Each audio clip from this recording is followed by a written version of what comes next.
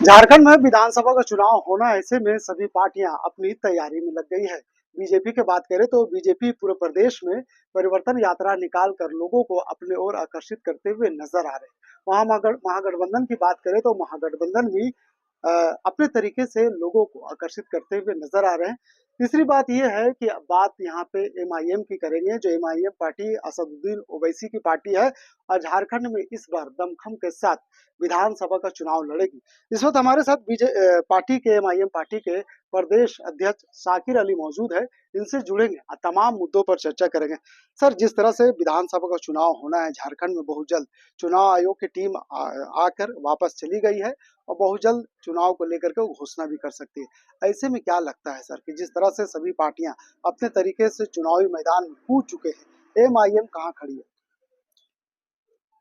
इस बार के विधानसभा चुनाव में एमआईएम एक इतिहास रचेगी।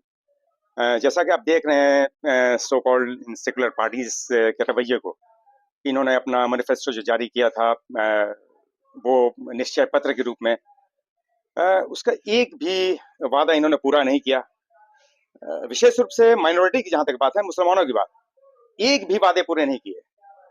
अल्पसंख्यक आयोग बनाने की बात थी, वक्फ बोर्ड का मसला था, मदरसा एजुकेशन बोर्ड का मसला था, 15% रिजर्वेशन की बात थी, सच्चर कमेटी की सिफारिशात को लागू करने की बात थी।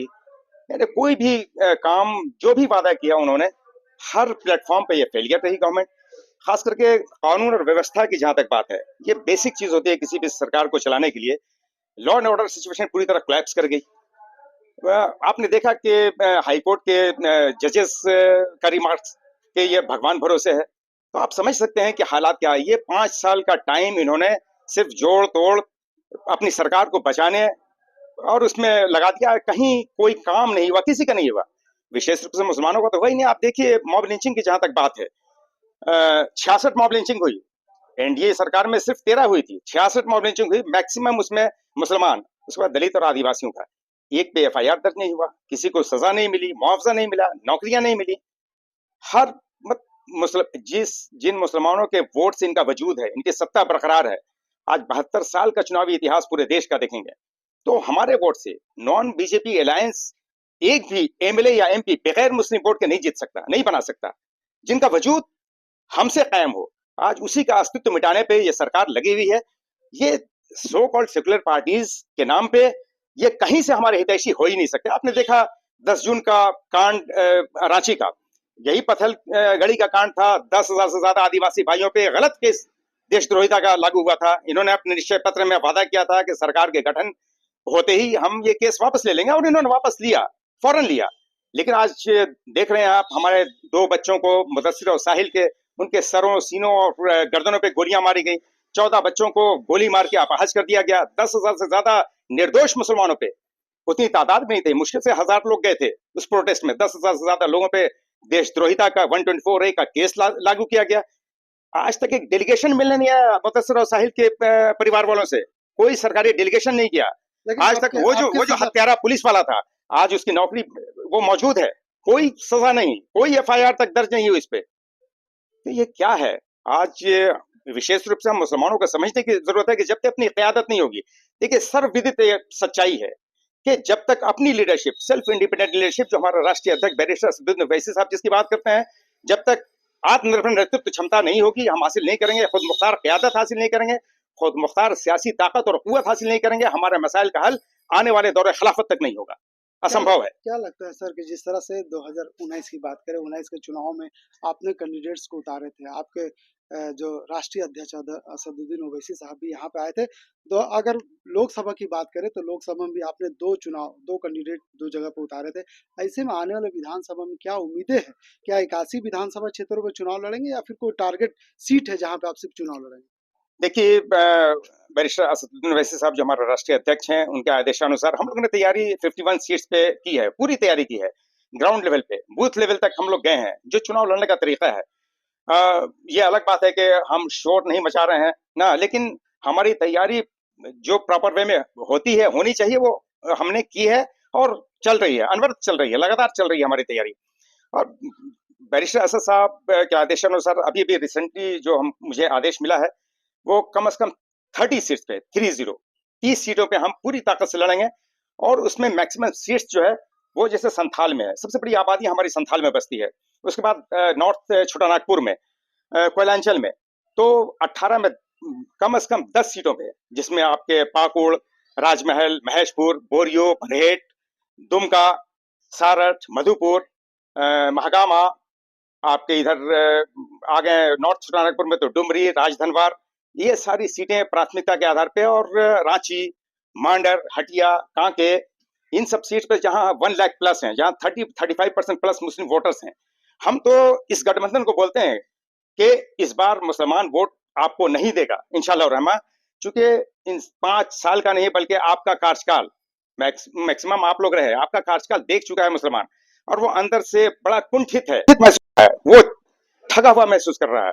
तो इस बार जो मैं टेम्परामेंट देख रहा हूं अपने समाज का, कि हर हाल में हार और जीत के फैसले, जो हम भाजपा को हराने के लिए जो वोट देते थे, इस बार वैसा ट्रेंड नहीं है। इस बार हम अपनी क़यादत खड़ी करने के लिए, अपनी सेल्फ इंडिपेंडेंट लीडरशिप खड़ी करने के लिए, आत्मनिर्भर नेतृत्व, आत्मनिर्भर राजनीतिक शक्ति पर हासिल करने के लिए हम इस बार वोट करेंगे। और आप, मैं तो कहता हूं कि इस सो कॉल्ड इंडिया गठबंधन को, कि आप मुझे 8 सीट वो दे दें जो बीजेपी जिस पे कब्जा किए हुए है, रांची, हटिया और कांके 40 साल से कब्जा है, आप नहीं ये जीत सकते।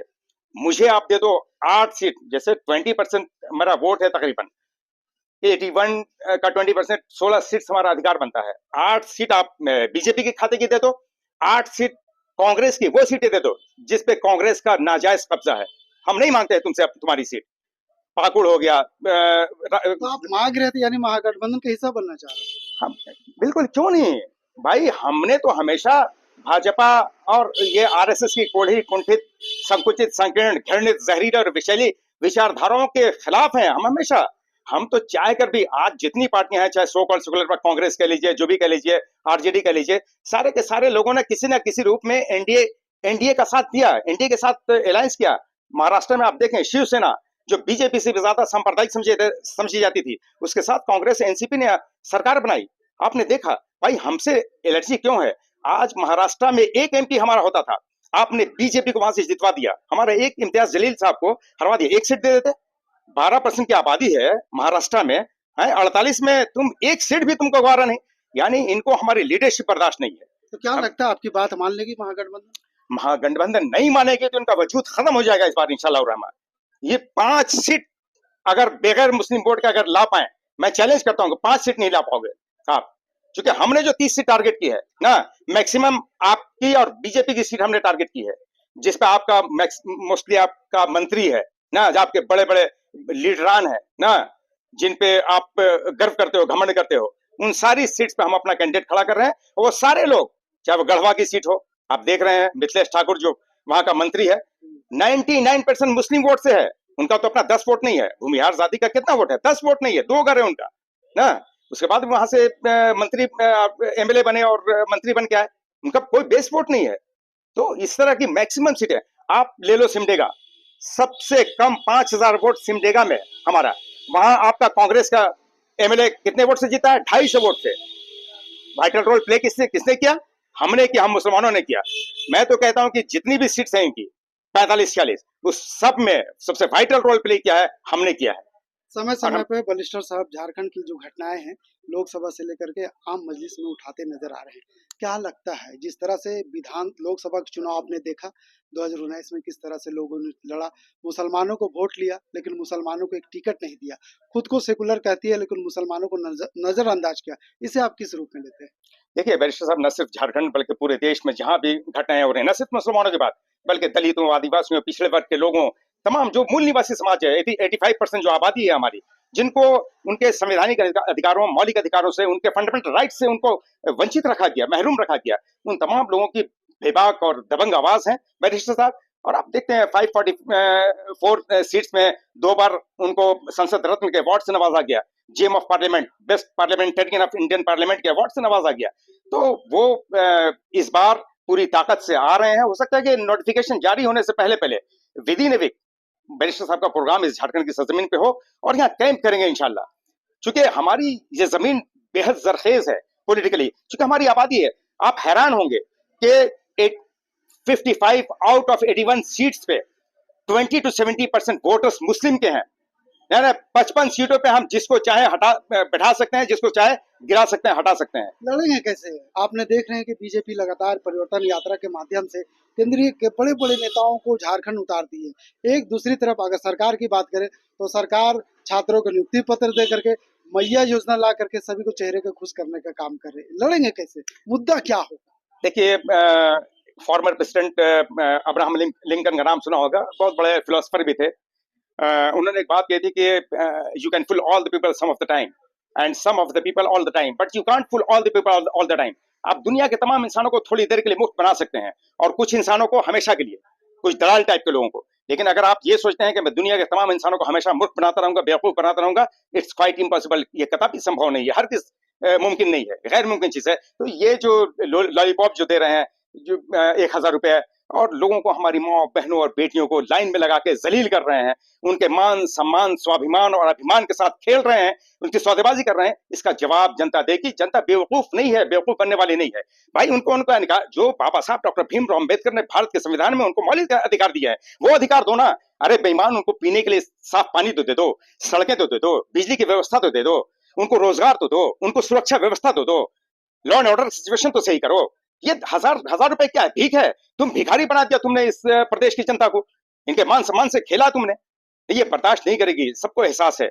हमारे घर से हमारी बेटी और बहन हमारी जाती है 1,000 रुपए के लिए, तो आप सोचो कि हमारी जमीन पे क्या बीतता है, हमारे दिल पे क्या बीतता है। तो सरकार कॉलेज के बाहर भी कैंप लगाने जा रही, जो पढ़ने वाली छात्रा उनको देने के लिए। ये सब लॉलीपॉप है, ये सब लॉलीपॉप है। जो लॉलीपॉप इन्होंने 5 साल पहले निश्चय पत्र के रूप में अपने घोषणा पत्र में शामिल किया था, ये बेवकूफ बना रही है। ये सोचते हैं कि बेवकूफ है जनता। जनता बेवकूफ नहीं, इनको इस बार सबक सिखा देगी कि बेवकूफ तुम हो या बेवकूफ हम हैं। लेकिन आप जिस इदारे की बात कर रहे थे, अब आपने देखा कि वक्फ बोर्ड का चुनाव हुआ और डॉक्टर सरफराज अहमद उसके प्रेसिडेंट चुने गए, तो वक्फ बोर्ड लेकर के बड़ा मामला है। यहाँ पे कई ऐसे संपत्तियां हैं जो लोगों ने अपने अंदर घुसा लिया, हासिल कर, उसे कैसे वापस लाए? अब तो गठन हो गया। मेरे भाई, ये जो ऑर्गेनाइजेशन है, चाहे मदरसा एजुकेशन बोर्ड है, वक्फ बोर्ड है, बहुत सारे जो ऑर्गेनाइजेशन है, उसमें आपको नॉन पॉलिटिकल लोगों को, जो सोशल, जिनका कैरेक्टर हो, सोशल बैकग्राउंड हो ना, इन हरामखोरों को आप लाके वही लूट का भागीदार बनाएंगे। आपने देखा कि अल्पसंख्यक आयोग आपने बनाया, चेयरमैन भी बनाया, कोई एक मसला हल किया हो? तो आप एट द 11th आवर, जब आपकी सरकार का कार्यकाल खत्म होने वाला है, 3-4 महीने बाकी हैं, तो आप लॉलीपॉप दे रहे हो। मुसलमान इतना बेवकूफ नहीं है, कोई भी बेवकूफ नहीं है ना। आप जो बेवकूफ समझ रखा है, इसका खमियाजा आपको आने वाले विधानसभा के चुनाव में 2024 में भुगतना पड़ेगा, इंशाल्लाह रहमान, जरूर भुगतना पड़ेगा। क्या लगता है कि इस बार विधानसभा के चुनाव जब प्रदेश में होंगे, जब लोग मतदान करेंगे, जब परिणाम आएगा, तो आने वाले समय में MIM के लोग चुनाव जीतेंगे और जीत करके एक बार फिर से जनता की आवाज विधानसभा में बनेगी? जरूर। हमारा मोटो, जो हमारा ध्येय उद्देश्य है, बैरिस्टर, हमारी पार्टी का क्या उद्देश्य है? उम्मीद है ना कि लोग चुनाव जीतेंगे 100% इंशाल्लाह। इस बार कितने सीट पे आ रहे हैं? इस बार कम से कम 7 से 10 सीट के बीच हम हमारे MLAs पहुंच रहे हैं। बगैर हमारे सरकार नहीं बनने वाली है। हम किंग मेकर की हैसियत रखेंगे, बल्कि किंग की हैसियत रखेंगे इंशाल्लाह रहमान। क्या लगता है सर कि विधानसभा के दौरान या चुनाव के दौरान आप हमेशा देखते हैं कि आपकी पार्टी पर लोग कई आरोप लगाते हैं, क्या लगता है कि उसे आप कैसे जवाब देंगे? देखिए मेरे भाई, ये जो बी टीम और एजेंट का जो बहुत सारे आरोप लगाते हैं मेरे भाई। ये सिर्फ बी टीम का आरोप नहीं लगाते, हम मुसलमानों को पाकिस्तानी भी कहते, दहशतगर्द भी कहते, आतंकवादी भी कहते, मलिच्छ भी कहते, हमको पाकिस्तान बांग्लादेशी घुसपैठिए भी कहते, जबकि वो बांग्ला भाषी हैं। आज बाबूलाल मांडी से लेके गुड्डा के वो जो नफरती चिंटू है, वो जो सांसद है ना, उसके बाद अभी जो दो नफरती चिंटुओं को, हेमंत विश्व शर्मा जो असम का जो गलीज मानसिकता का व्यक्ति है, वो शिवराज सिंह चौहान, ये सारे जो गलीज जो नफरती कीड़े हैं ना, इन लोगों को ला के किस तरह, चूंकि भाजपा को मालूम है कि मुसलमानों से घृणा जब तक हम उसको हवा नहीं देंगे, उसको चरम पे नहीं पहुंचेंगे, हमारा वजूद ही नहीं है। देखिए, चाहे एनडीए हो या इंडिया हो, दोनों का वजूद, हम मुसलमानों दोनों का वजूद नहीं, बल्कि पूरे कायनात, पूरे ब्रह्मांड, पूरे यूनिवर्स का वजूद हमसे है। एक हमसे नफरत की बुनियाद पे सत्तासीन है, एक हमसे झूठी मोहब्बत का दम भर के सत्तासीन है। मतलब कहीं भी सत्ता के केंद्र बिंदु में मुसलमान ही है, न सिर्फ इस देश में बल्कि पूरी दुनिया में। तो आने वाले विधानसभा के चुनाव में जिस तरह से MIM जो पार्टी है दम भर रही है कि जिस तरह से पिछले 2019 के चुनाव की बात करें तो 2019 के चुनाव में अच्छे प्रदर्शन किए थे। भले उनका एक भी उम्मीदवार इस 2019 के चुनाव में जीत हासिल नहीं कर पाई थी, लेकिन 2024 के चुनाव में वो फिर से दम भरते हुए नजर आ रही है और 30 से 50 सीटों पर अपने उम्मीदवार को उतारेंगे और इस बार विधानसभा के चुनाव में इनकी एमएलए का आवाज भी गूंजेंगे। सहयोगी रिजवान के साथ मैं नौशाद, कोयलांचल संवाद, रांची।